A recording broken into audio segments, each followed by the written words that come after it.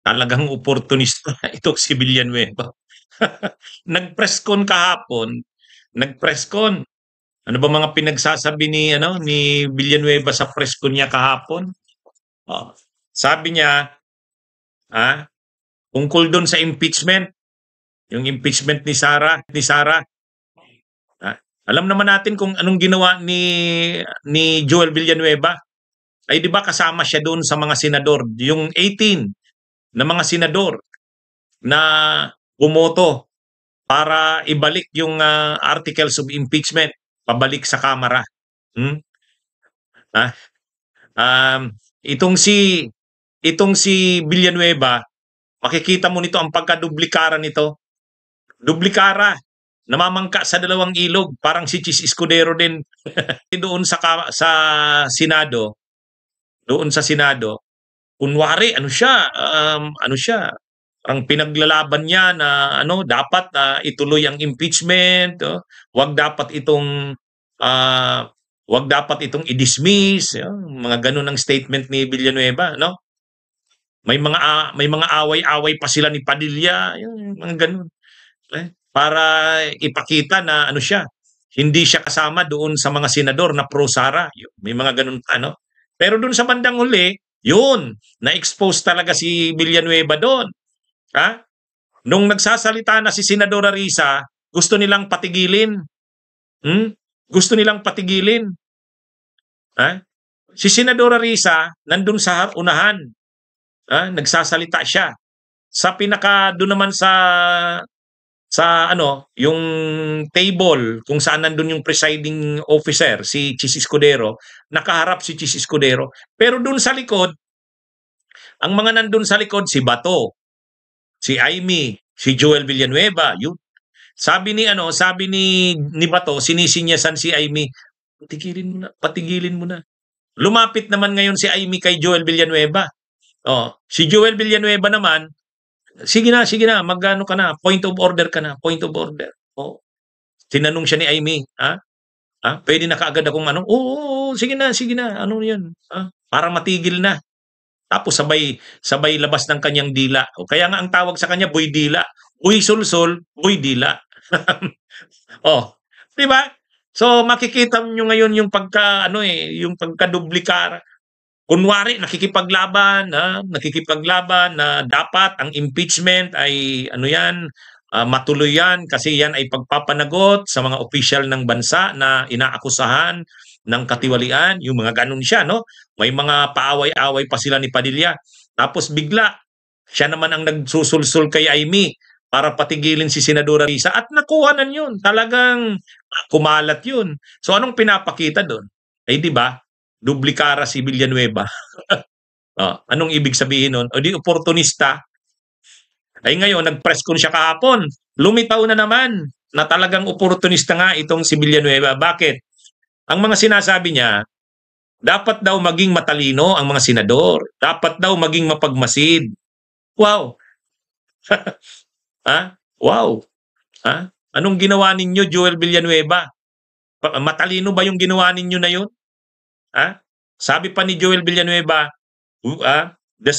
we senators should conduct ourselves as senator judges talaga. Yun.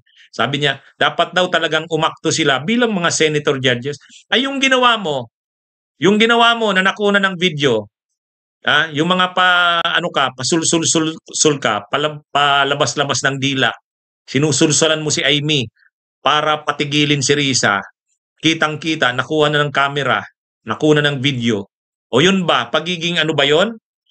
Ayun ba ay akto ng isang senator judge? Kasi ang sabi ni Joel Villanueva sa press con niya, we should conduct ourselves as senator judges talaga. Wow. Yun bang ginawa mo ay ano ba yun?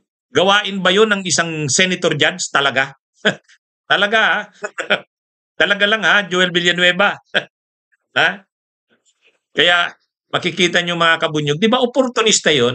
Sasabihin mo na dapat ang conduct mo talagang senator judge. Tapos yung ginawa niya, pang senator judge ba yun? Pang senator judge ba yun? Boy Dila? Boy Sulsol, ang tawag sa kanya Boy Dila, Boy Sulsol. Hindi yun pagiging ano, pagiging conduct ng isang senator judge. Oh, yan yung sabi pa ni Joel Villanueva, mas importante daw kasi tama yung susunding proseso. Ay sa tingin mo, Joel Villanueva, tama ba yung prosesong ginagawa nyo? ha? Ha? Napakasimple naman ng proseso eh. Napakasimple ng proseso. Kinokomplika nyo ni Chis Escudero. Kinukumplika nyo nila Cayetano. Yan yung ano sa inyo. Bakit? Dahil ginagawa nyo ng paraan na kung paano madidismiss yan. Hindi nga lang tatawagin dismissed. Pero ganoon na rin yun. Yung ginawa ninyong pang-remand. Binalik nyo sa Kamara. Ano ngayon ang nangyayari? Nadidelay. Kaya yung sinasabi mo na sundin yung tamang proseso. Tamang proseso ba yung ginawa nyo? Tinulungan nyo ng ilang buwan ni Chis. Kayo ang kasabwat dyan nila Chis eh. Tapos sasabihin mo ang importante masunod yung tamang proseso. Ano bang nasa konstitusyon? Ano ang proseso sa konstitusyon? Once na may file na articles of impeachment sa Senado, trial shall forthwith proceed. Kaagad-agad magkakaroon ng trial. Kaagad-agad ba yung 5 buwan na? O hindi pa nga ngayon, wala pang trial ngayon, sa July 29 pa magsisimula. Pang ilan na yan? Pang-6, 7 buwan na yata yan eh, bago nyo masisimulan ang trial. Yan ba yung sinasabi mong sumusunod sa tamang proseso, Villanueva? Kasi sabi ni Villanueva, ang importante daw masunod yung proseso. Delay na nga kayo. Delay na. Masyado ng delay. Hindi nyo na sinusunod ang proseso. Tapos ibabalik nyo pa sa Kamara. O di lalo nyong dinidelay. O tapos ngayon, ang gagawin nyo, magkakaroon ng hearing tungkol sa jurisdiction. Pag-uusapan kung may jurisdiction nga ba ang Senado. Pagkatapos papatayin. Magbubutuhan. Ngayon, sa butuhan, simple majority lang daw, sabi ni Escudero, pwede ng butuhan. Paano? Di madidismiss yan sa pamamagitan ng butuhan ng simple majority. Pagkatapos, wala ng trial. So, ngayon, madidismiss yan ng walang trial. Hindi na makakapag-present ng mga ebidensya, testigo yung prosecution kasi papatayin na ng technicality, procedural, jurisdiction. O ngayon, pag namatayan sa butuhan na yan, anong masasabi mo ngayon? Nasunod ba ang proseso? Ay ang malinaw na nakalagay sa konstitusyon, try and decide. The Senate must try and decide. Ibig sabihin, maglilitis saka magdedesisyon. Ay wala nang paglilitis. Yan ang plano eh. Yan ang plano. O ngayon, Joel Villanueva, tama ba yung ganyang pinaplano? Sabihin mo sa akin ngayon yung sinabi mo na kailangang masunod ang tamang proseso.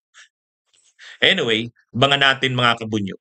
Makikita na naman natin kapag nagbalik na yung Senado at magsimula na yung impeachment trial, makikita natin uli itong si Joel Villanueva. Okay? Magandang araw mga kabunyog. Bunyog, bunyog, halikan na kasama ka.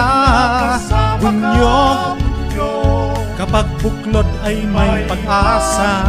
Luzon, Visayas, Mindanao, isa ang pananaw.